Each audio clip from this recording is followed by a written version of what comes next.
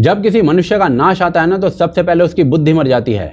लगता है ये जो कहावत है ना, ये सरोज सरगम जैसे लोगों के लिए ही बनी है। जो लोग नहीं जानते ना, उनको बता दूं कि इस लड़की की ना एक वीडियो काफी वायरल हो रही है, जिसमें महिला ओपनली, लिटरली ओपनली माँ दुर्गा को गाली दे रही है।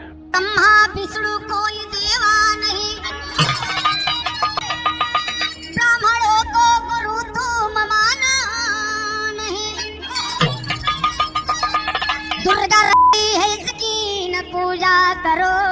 और भाई साहब, दुख इस बात का है कि सिर्फ अकेला ऐसा वीडियो नहीं है। उसके YouTube चैनल पर ऐसे 100 से भी ज्यादा ऑब्सीन गाने भरे पड़े हैं, जिसमें हिंदू देवी देवताओं का अपमान किया जा रहा है। और ये जो कंटेंट है ना, ये सिर्फ YouTube तक सीमित नहीं है, बल्कि Facebook और WhatsApp ग्रुप्स तक भी सर्कुलेट होता है। आज अचानक से लोगों का इस लड़की के ऊपर ध्यान पड़ा है और लोग डिमांड कर रहे हैं कि जल्द से जल्द इसको गिरफ्तार किया जाए। वो अलग बात है कि अगर यही सरोज सरगम ना किसी और रिलीजन के भगवानों के लिए ऐसा बोलती, तो अब तक वो किसी सूटकेस में मिलती या फिर किसी फ्रिज में मिलती।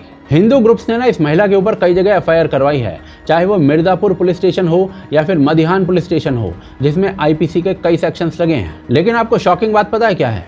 सरोज सरगम पहले भी ऐसा जहर उगल चुकी है कई बार। ये सब साजिश रचा गया है, ये सब पाखंड है।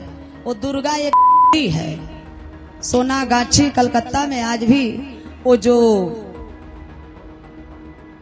दुर्गा माई की आज हम लोग पूजा करते हैं, कहते हैं दुर्गा माई। अच्छा, दुर्गा माई के तो पूजा करत है, कहियो बउओ के खोजा जाके बाऊ के हो। आज बउओ के बताओ, बाऊ कहाँ है? बाऊ वही है महिषासुर, जेकरे ऊपर तलवरिया ले के चढ़ी गए।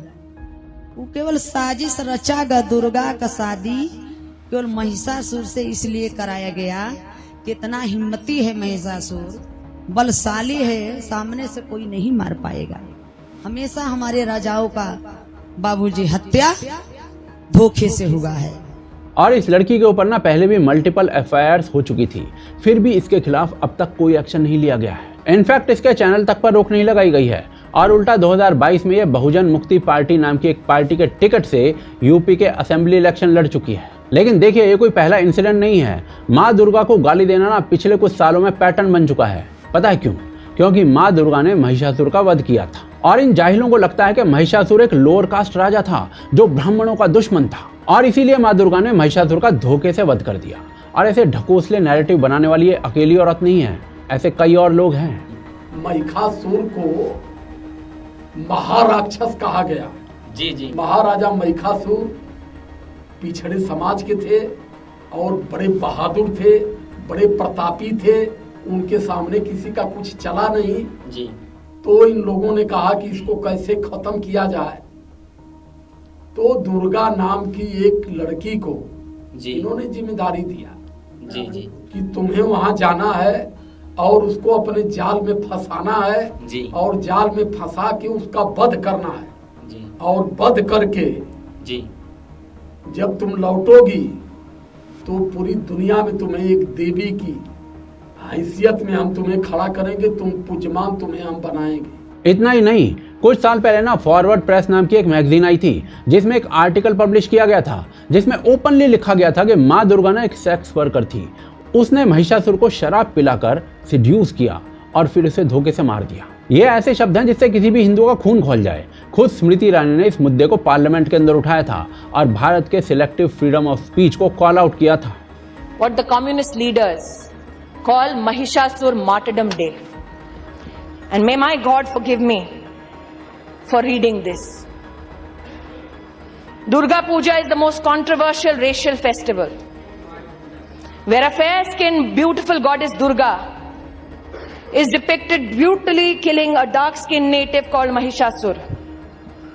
Mahishasur, a brave, self-respecting leader, tricked into marriage by Aryans.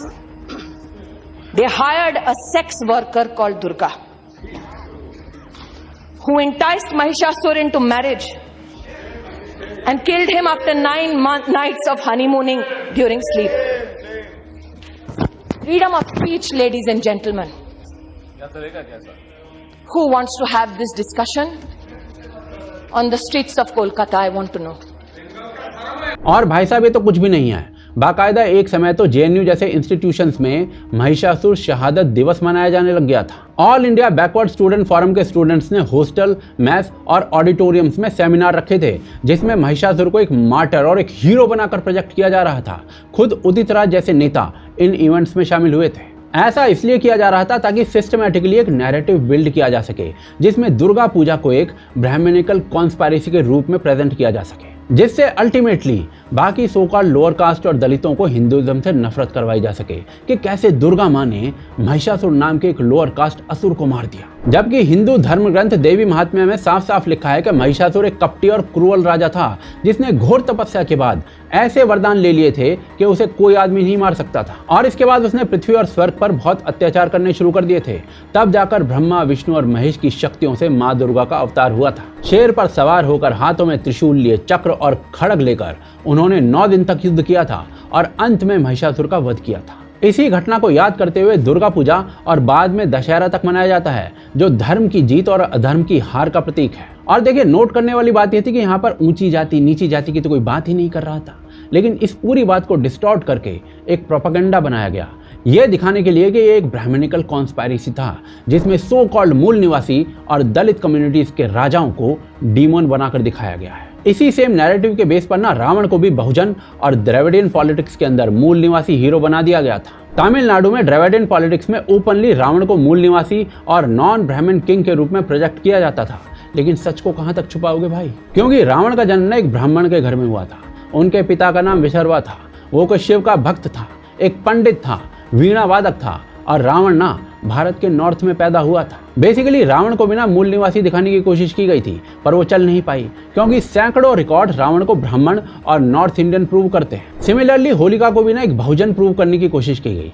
कहा गया कि एक बहुजन महिला को जिंदा जला दिया गया, but guess what, Holika was also a Brahmin. Hindu धर्म के अंदर ना क्लियर लॉजिक है कि जो भी अधर्म करेगा, चाहे उसका जन्म किसी भी जाति में हुआ हो, उसका अंत निश्चित है। और यही हुआ महिषासुर के साथ, यही हुआ ताड़कासुर के साथ, यही हुआ हिरण्यकश्यप और होलिका के साथ, और यही हुआ रावण के साथ। लेकिन देखिए, यहाँ पर जो एक बात सबसे ज्यादा प्रॉब्लमेटिक है ना, वो ये है कि आज भी सरोज सरगम जैसे लोग बिना किसी स्क्रूटनी के ओपनली ऐसे प्रोपेगेंडा को फैला रहे हैं। क्योंकि सरोज सरगम जैसे फुद्दू लोगों को पता है कि एक तो हिंदू काफी टॉलरेंट है, और अगर कोई कुछ बोलेगा ना तो इनके पास एक ऐसा एक्ट है जो उन्हें सीधे जेल भेज सकता है। यानी भाई साहब, कोई इनका क्या ही बिगाड़ लेगा।